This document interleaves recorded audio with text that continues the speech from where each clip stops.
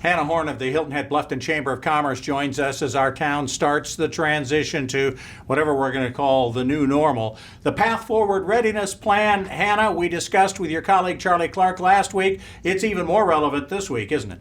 It absolutely is. You know, we for planning on this, we have always tried to align our proposal alongside the governor's Accelerate SC plan, and it looks like we are right on target. The restaurants released their reopening guidelines, really guardrails is the best word that I can come up with, just recommendations, and also a draft of a seal that a business could choose to display to say, hey, you know, we pledge to really work towards your health and safety as a customer and as an employee. So we have been having these task force meetings. It's an aggressive plan to put this together in the 2-week timeline, but it is coming together and it looks really good. A lot of really thoughtful, intentional, purposed guidelines there for our, again, businesses to work in under. Those meetings are still happening.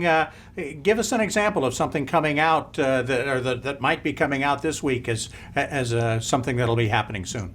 Yeah, so the last portions of the task force will meet this week. So we still have the Small Business Task Force and the Faith Leaders Task Force that still has to meet. Some really unique guidelines or ideas are coming out of this from the businesses that are talking, things to institute within their businesses. But what we keep hearing from the businesses, one of their main issues is the procurement of PPE or safety supplies, either for their employees or for their customers. So we have begun the discussion working with the town, maybe even the county. Beaufort County Economic Development also in on the discussion as well. How can we procure and keep those products? If they're made here, we have a lot of hand sanitizer. We have the pillow maker up in Beaufort that's making masks. How can we procure those? And again, the state has a robust website trying to connect manufacturers with businesses, but the supply chain on those kinds of products, as you can imagine, Bob, is really, really backed up right now. So I'm excited to see how we centrally set up some type of central procurement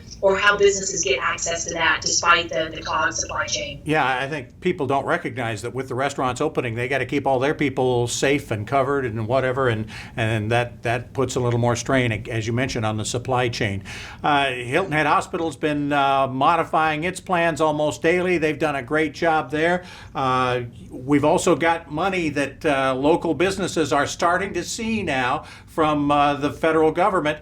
Where do we stand there? I haven't heard anybody from the Fed say we're out of it now. We've given away all of the second set of stimulus. Where are we? Well, a couple of key points on that. First of all, when we surveyed our membership back last week, about half of those who responded said that they had applied for a PPE loan, or PPP loan. I'm getting PPE and PPP. They had indeed applied for the loan, and about a third of them said that they had received theirs. Actually, in our Small Business Task Force, there have been a lot of conversations about those businesses receiving those loans, now decertifying that unemployment for their employees, getting them back on the payroll, beginning those intense cleaning procedures and getting their businesses ready, signage up. And so at that point, this is how hopefully it will stack and begin. Now, one thing though, the government is not out of money yet. It has been focused on a lot of the smaller businesses, setting aside entire days to just focus on those businesses that are smaller than the average company, really focusing to make sure they get the money. And the SBA EIDL loan, $10,000 advance, it was reappropriated, but it hasn't even opened up that. I think it's like $50 billion. Okay. They haven't even opened up that portal yet because they're still processing applications from the last go around. So that is still an option as well for small businesses. Stay patient as long as you can, I guess, huh? Yeah, if I can mention this week that we're hosting a webinar called I Got My PPP, Now What? Okay. And so how can you now begin to optimize that loan forgiveness? That's going to be so important for our small businesses. All right, log on to the Chamber website to find out more. Thanks so much, Hannah. Hannah Horne of the Hilton-Bluffton Chamber of Commerce. Again, as we mentioned, Hilton Head Hospital has been modifying its plans almost daily during the outbreak. We'll update their situation next.